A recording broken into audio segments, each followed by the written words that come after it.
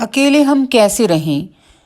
हम सभी जानते हैं व्यक्ति का मन बहुत चंचल होता है।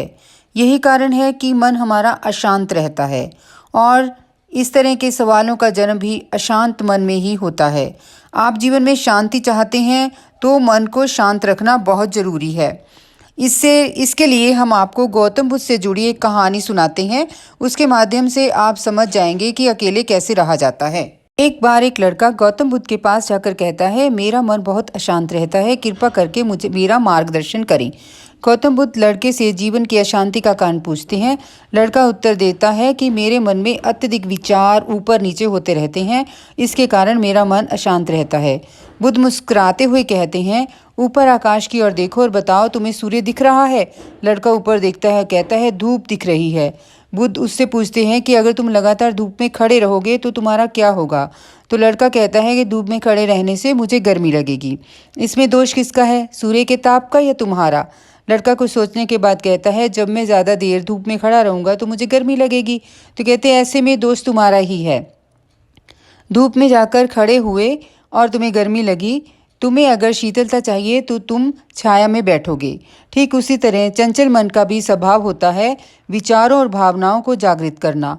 विचार क्षण भर के लिए होते हैं, फिर पैदा होते हैं और भावनाएं हमारी देर तक टिकी रहती हैं।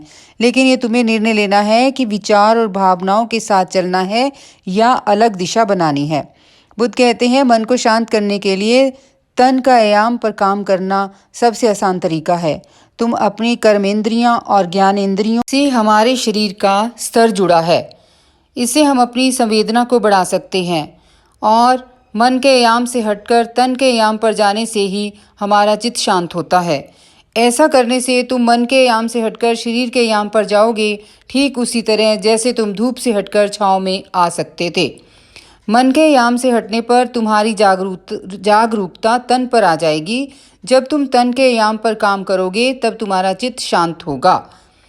लड़का बुद्ध से कहता है, अपने भीतर के सुर को कैसे सुने? किसी शांत स्थान पर रहकर जहाँ शांति हो, तब अपनी आंखें बंद करके मन के भीतर चल रहे शोर से हटकर भीतर के सुर को सुनने की कोशिश करो। सुर निरंतर चलता रहता है। हम इधर उधर शोर में भटकते रहते हैं तो हमारे अंदर का सुर जो है वो अशांत हो जाता है। लेकिन बाहर के शोर के कारण अपने मन के भीतर चल रहे सुर को हम नहीं सुन पाते हैं। जब तुम अपने दोनों कानों को अपने हाथों से बंद कर दोगे तभी मन के सुर को सुन पाओगे। इस तरह तुम मन की अशांति से दूर हो जाओगे और तुम्हारा मन शांत हो जाएगा। Please subscribe and share my channel for new updates.